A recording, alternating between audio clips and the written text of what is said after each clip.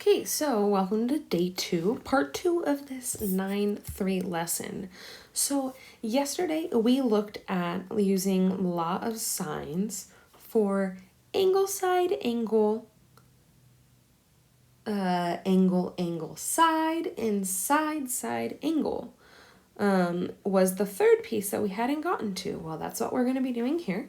So there are a couple different possibilities in our side angle case. Now, this here that explains why you guys couldn't use side angle in Math 2 when talking about congruent triangles. So we're going to get into using this for law of sines and law of cosines because those are different than talking about congruent triangles and similar triangles and stuff like that. So we have possible triangles with the side angle, SSA, case. If we have this triangle ABC and you're given side A, side B, and then angle A, that's that capital A, it says fixing side B, so making it set, and angle A, you can sketch a couple different possibilities for side A. So if we look at this, if we have B,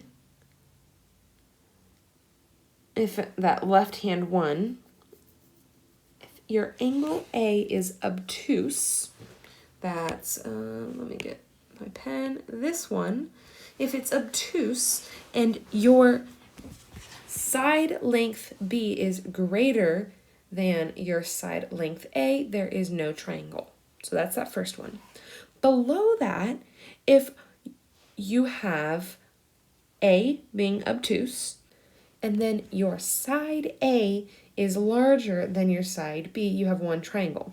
Now, logically, if you have an obtuse angle, that's going to be quite possibly your largest angle, your only large angle in your triangle. Therefore, the side length it goes with should be greater.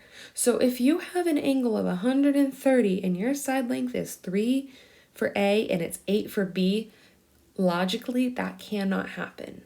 Okay? So those are the two cases where A is obtuse. Now you have where A is acute.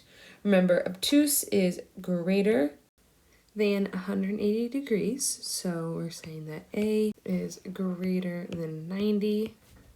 And then A is less than 90. Obviously, if A equals 90, then it's a right triangle. Okay, which I guess we can go ahead and say that that's what it is. All right, so resuming back. So if A is acute and you have a height, height is B times sine A. If you have a height that is greater than A, you can't make a triangle. So that's this first left one. As you can see, the only possibility for side A is to be something really tiny and it doesn't connect. So that's that first one. The second one is if this H is our A, so the height of the triangle is our side length. That means we have a right triangle and therefore there's one triangle created out of it. I'm going to go down from that to this piece right here. If A is greater than or equal to B, there's one triangle. That's literally saying, what is that, an isosceles triangle? The side lengths, you have two side lengths that are the same, and they both have those acute angles between them. That's where you get a triangle from it. And this fourth case is when you have the height of your triangle, which is less than the A value, which is less than the B value. It actually makes two triangles. The reason why is because it can either go here or it can connect and reach over here. So it's pretty crazy because you're actually going to get two different triangle values in this case. So you're definitely going to want to write down this H equals B sine A because that will help us figure out if there are two triangles or one. All right, I think some examples will definitely help you out, put a little more context to this concept. So we'll start into the next slide on that next video.